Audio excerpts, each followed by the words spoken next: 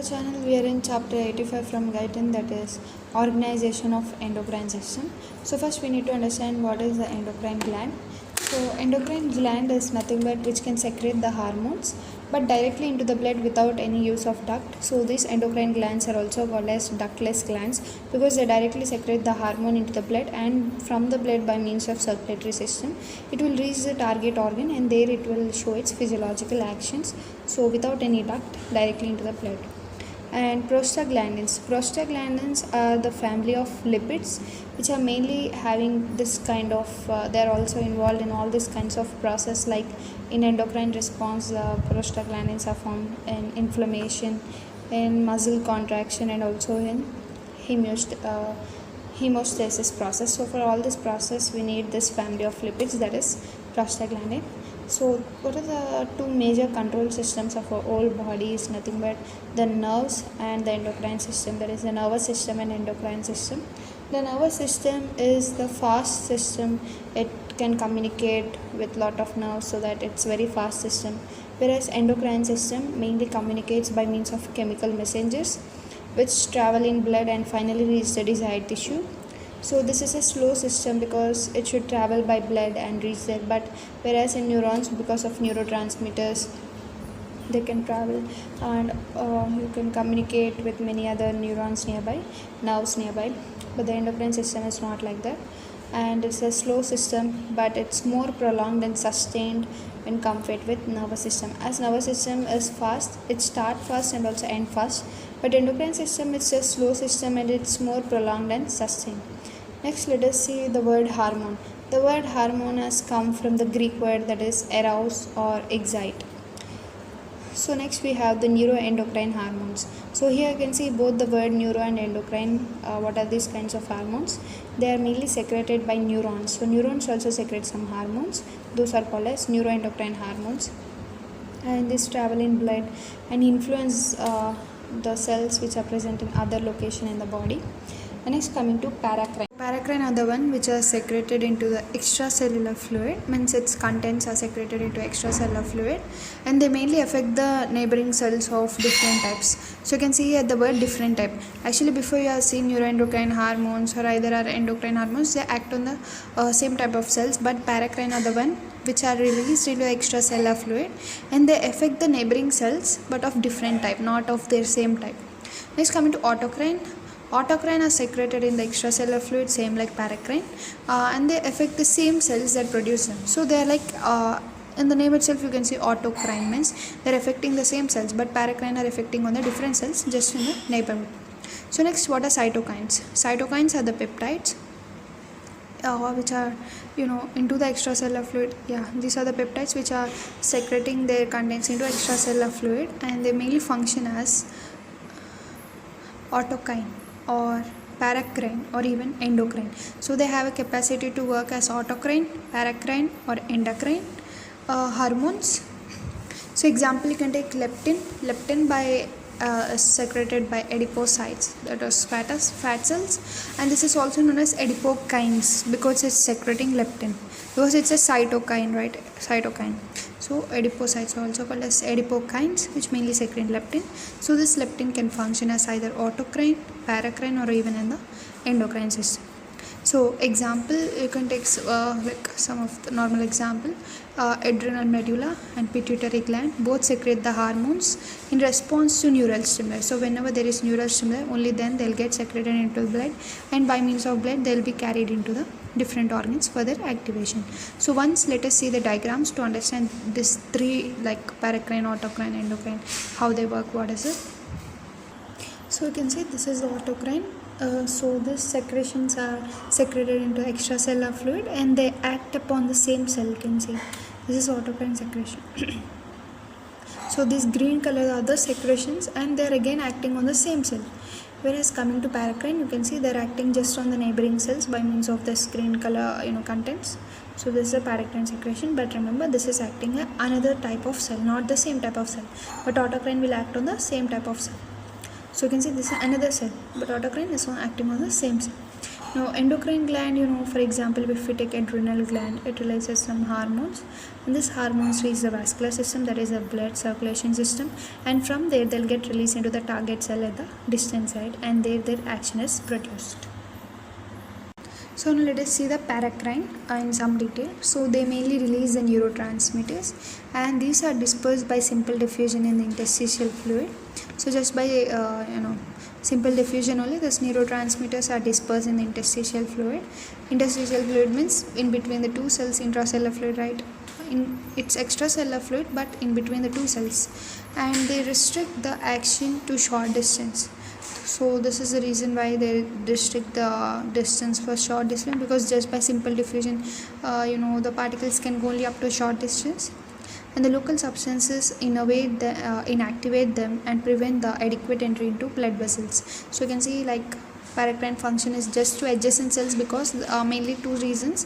The first reason is only by simple diffusion they can't reach far distances, and the second reason is there are some local factors which are always inactivating them, so that they can't move into the blood vessel and go far sides.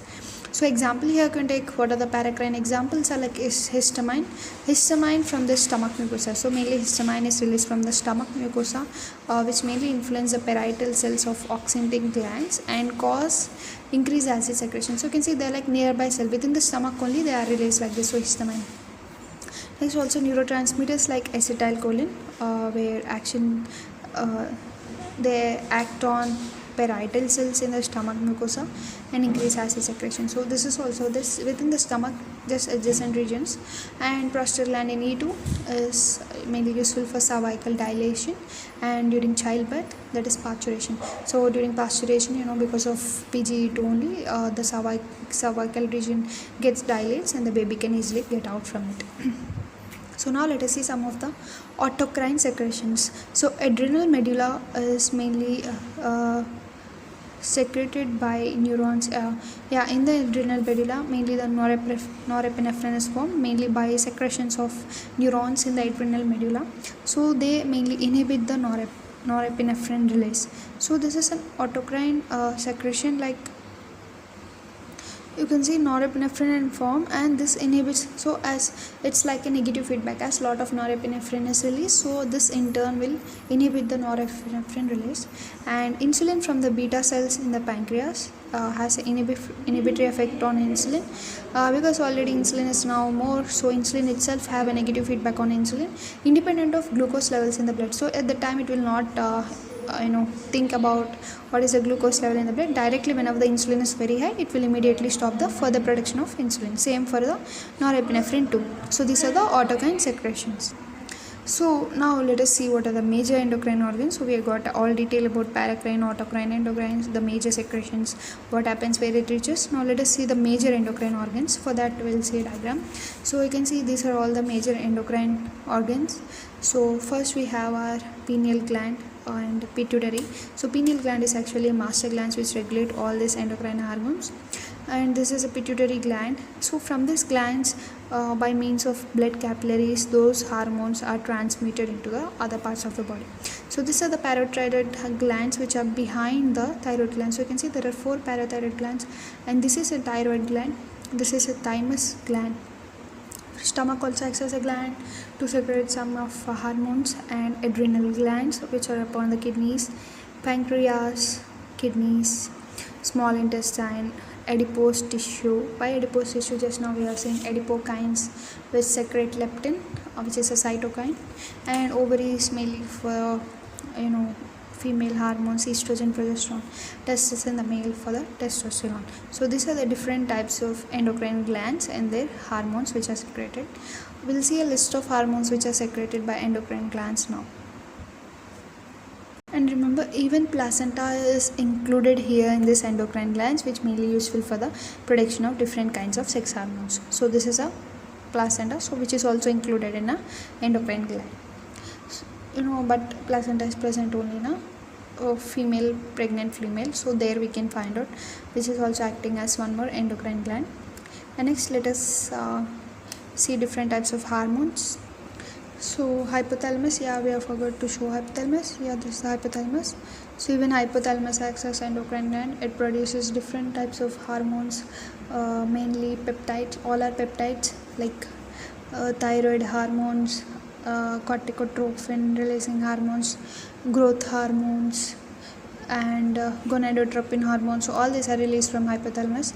And from anterior pituitary you also will get growth hormone, thyroid hormone, that is corticoid hormones, prolactin, FSH, LH from anterior pituitary. And you'll get from the posterior pituitary ADH, oxytocin, and from thyroid of course T4 and T3, and also calcitonin. From adrenal cortex, cortisol, aldosterone. From adrenal medulla, norepinephrine, epinephrine. From pancreas, insulin. From the beta cells, glucagon alpha cells. Parathyroid of course parathyroid hormone or parathormone, and testis, testosterone, ovaries, estrogen and progesterone. And placenta, human chorionic gonadotropin hormone, human somatomyotropin. Estrogens, progesterones are also from placenta.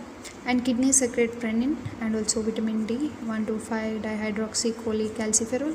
And from the heart you will get erythropoietin, atrial natriuretic peptide.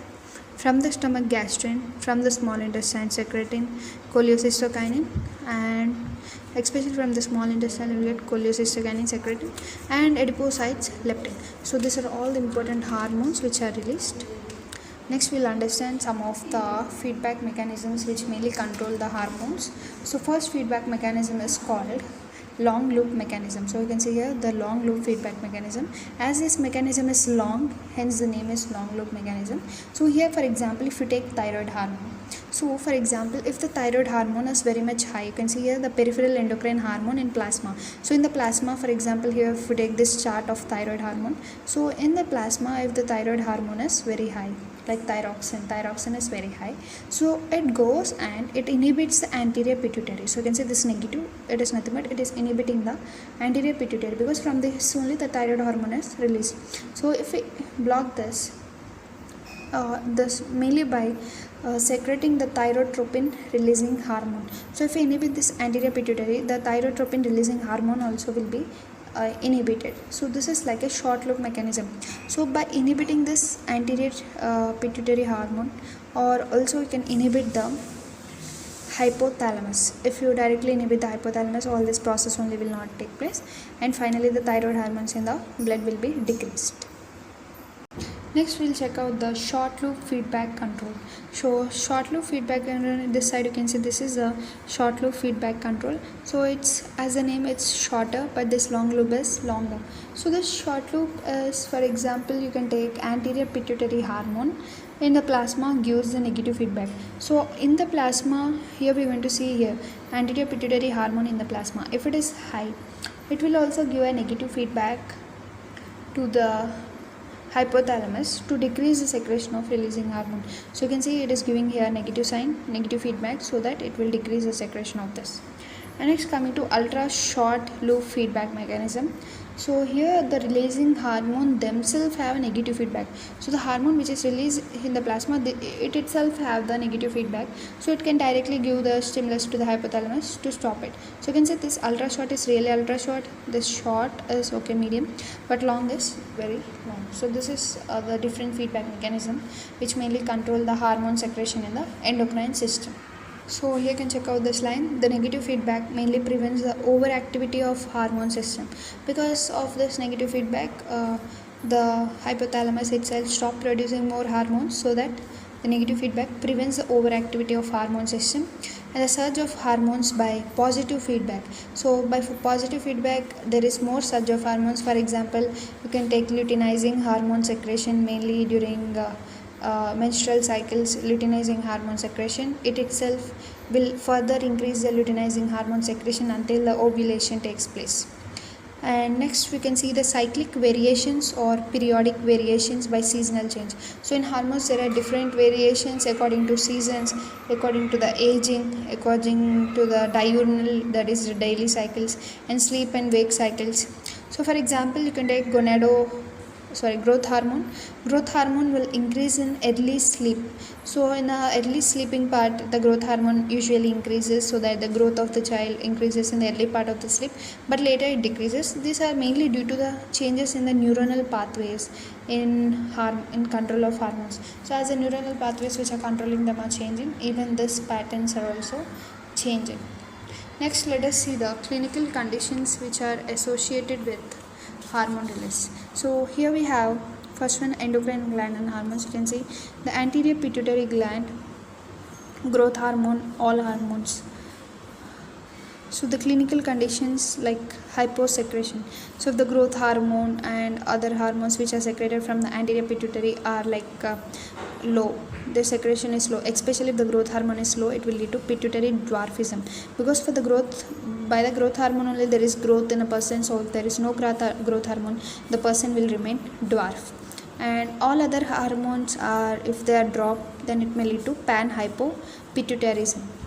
And posterior pituitary gland, mainly we have ADH, antidiuretic and oxyntic, so oxytocin. So if they are low, it will lead to diabetes insipidus, mainly due to ADH. Oxytocin is also posterior pituitary gland, but it is not discussed here. So if the antidiuretic hormone is low, mainly it will lead to diabetes insipidus. And next, coming to thyroid gland. So if the thyroid gland is low, it will lead to cretinism in children and also myxedema in adults. And if parathyroid hormone is low, it will lead to hypoparathyroidism. So now we'll see here, we have already saw about hypersecretion. Now we'll see hypersecretion. So if there is hypersecretion of growth hormone, it will lead to gigantism in children. So if there is hyposecretion of all other hormones of anterior pituitary, it will lead to acromegaly in adults. And next, Graves' disease is seen whenever there is higher secretion of thyroid gland, and whenever the parathyroid is very much high, it will lead to hyperparathyroidism. And next, you can see whenever the pancreas, from the pancreas, if the insulin secretion is low, it will lead to either type 1 or type 2 diabetes mellitus. But if there is hypersecretion, then it may lead to hyperinsulinism. And if the adrenal gland secretions like glucocorticoids, mineralocorticoids, epinephrine, norepinephrine, if they are low, it will lead to Addison's disease. If they are high, it will lead to either Cushing syndrome or pheochromocytoma. So these are all the clinical conditions which are related. Then we will see about each of the gland of endocrine gland and also their hormones and their secretions in upcoming chapters.